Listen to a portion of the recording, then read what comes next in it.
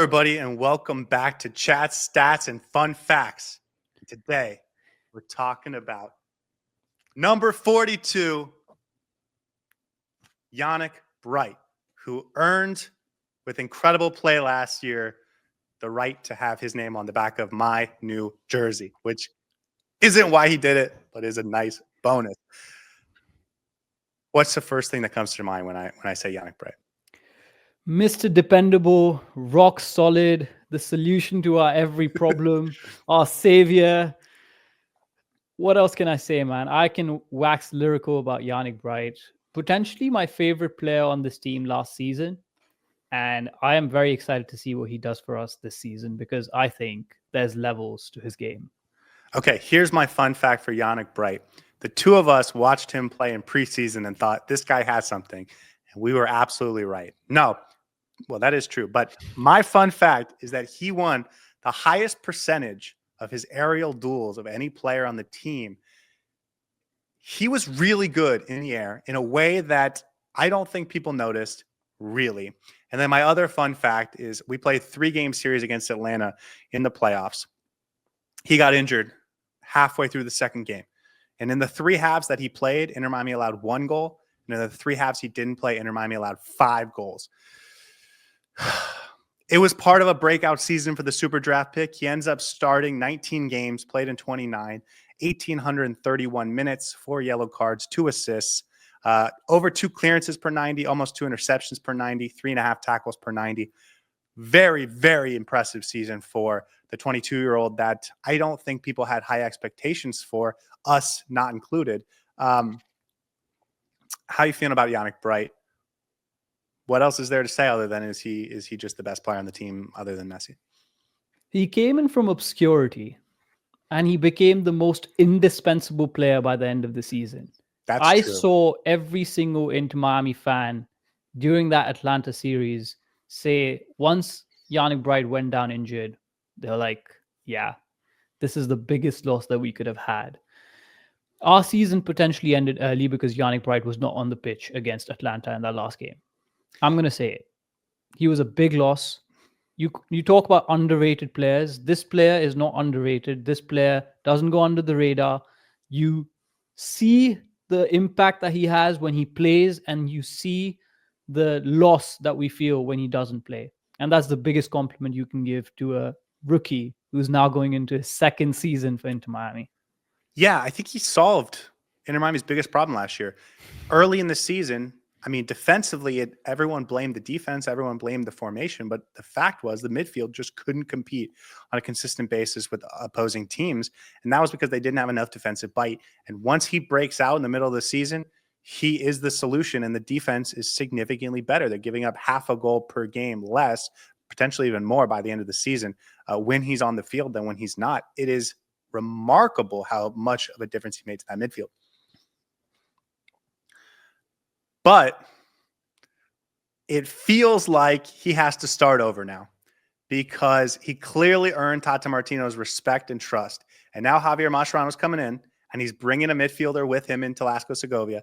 And Sergio Busquets is going back into the midfield in all likelihood after playing a lot of last season as a center back. Federico Redondo, a highly priced midfielder that has a relationship with Javier Mascherano. He's around. Benjamin Kermaski got a new contract last year. He's a youth player from the academy. David Ruiz also there. So a lot of guys for him to compete with. And so even though I think a lot of Inter Miami fans would say he deserves to be a starter based on what he did last season, I think he's going to have to earn it again. And I'll be honest with you, I'm okay with that. I am okay with that.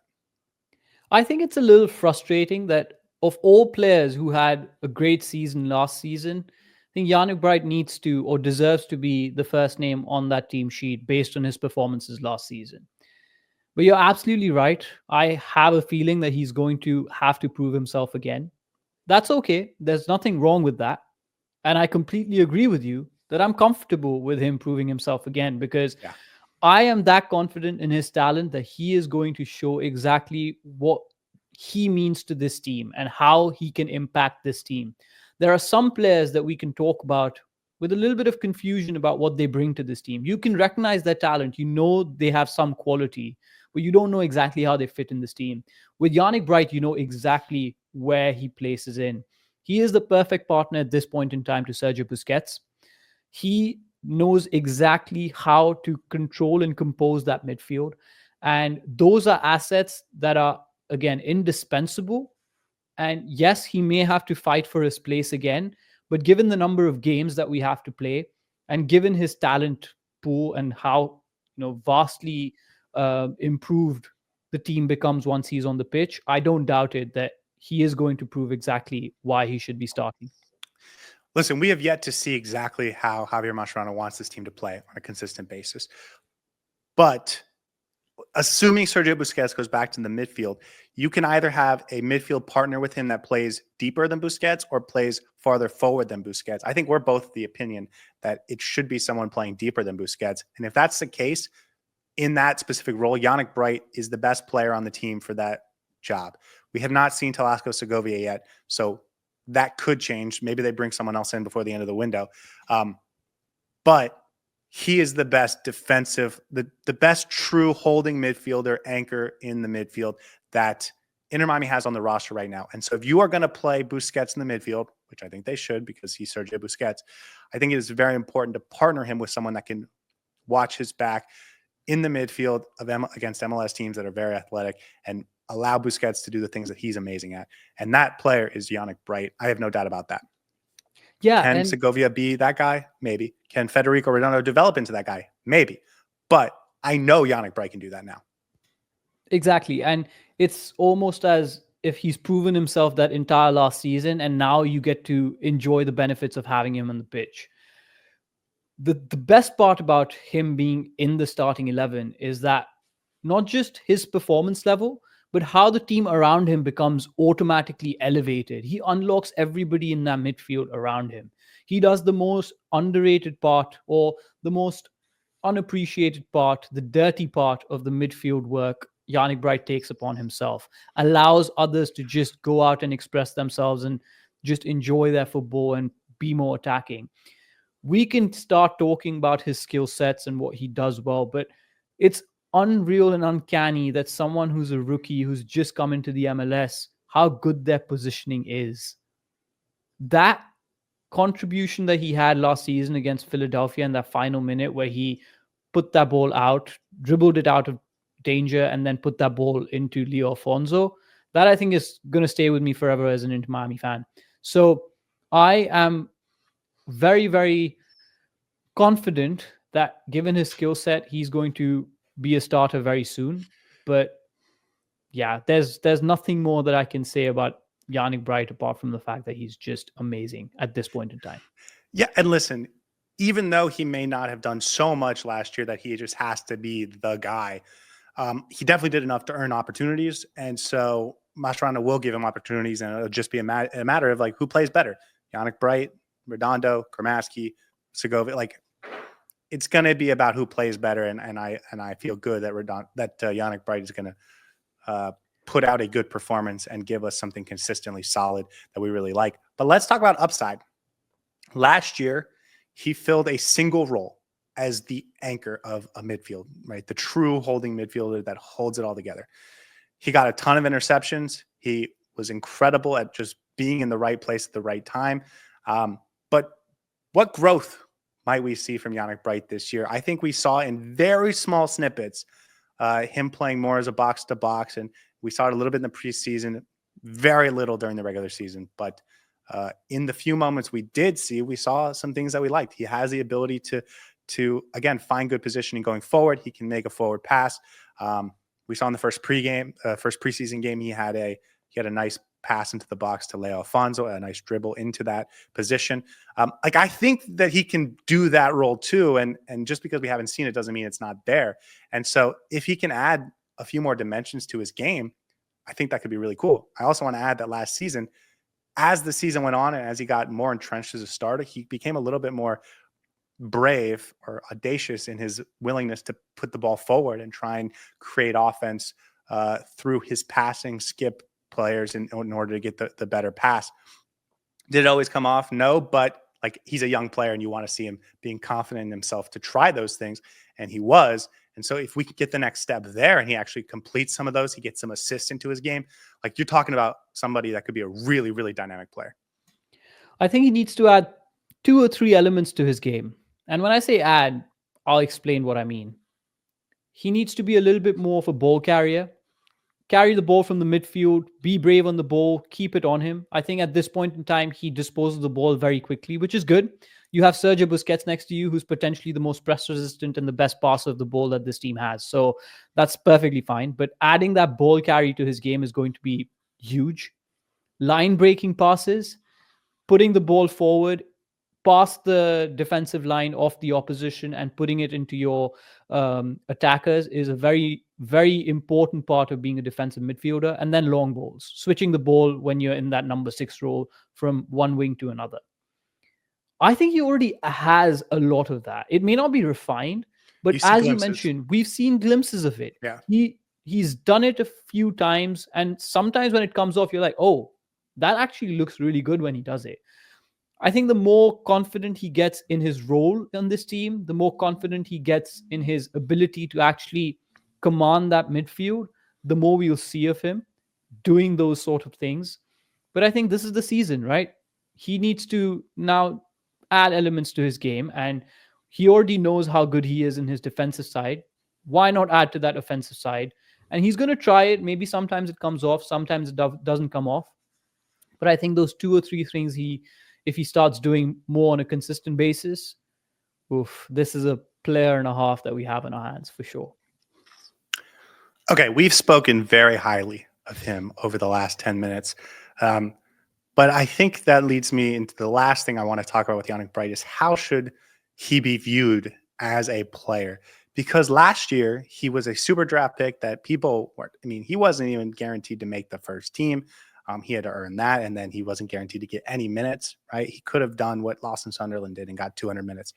But no, he earned the minutes, and he won us, helped us win games and became a crucial part of what we were doing. But now I think we have to have an expectation adjustment with Yannick Bright. I think the expectations for a guy like Federico Redondo are very high because we paid a lot of money for him. Same thing with Telasco Segovia. Same thing with what Diego Gomez was. These are U22 DPs. You have huge expectations for what they're going to contribute.